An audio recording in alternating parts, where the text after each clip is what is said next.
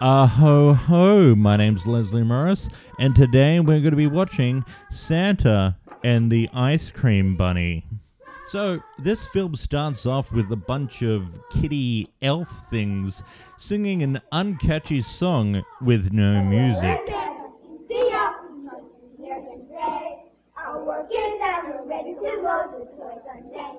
They're waiting for Santa Claus to return to his workshop.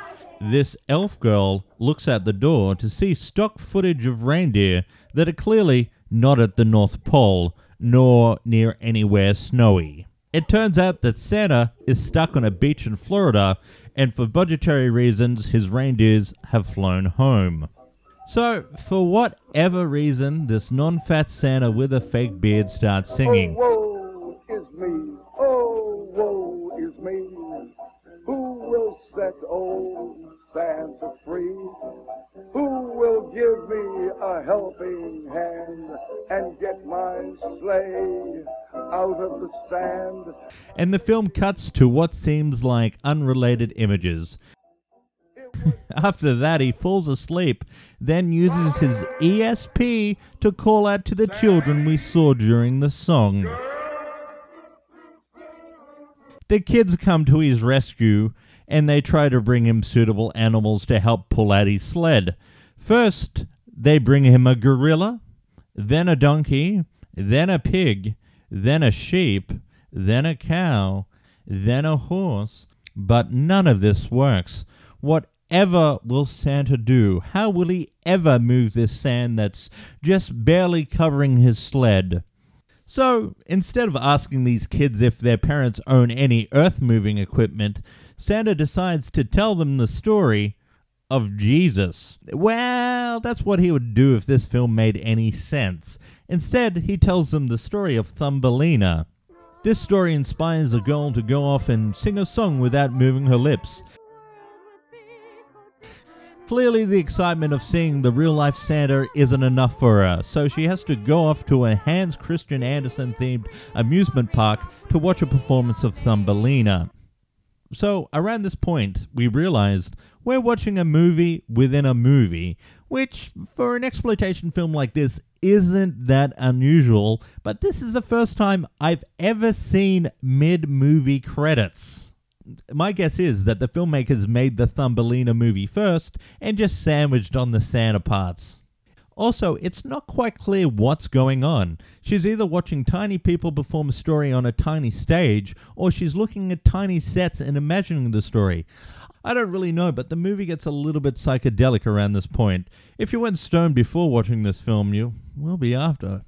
So let's recap. We're watching a film within a film about a girl watching a play. So, it turns out there's a lonely woman who wants a child. She buys a seed off a witch, she plants it, a flower grows, and out pops Thumbelina.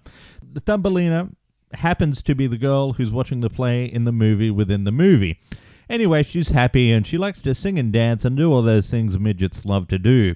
She's kidnapped and forced to marry an ugly frog, but it's okay, as a fish frees her. She has a brief chat with some angry birds, then decides to start her new life in the forest.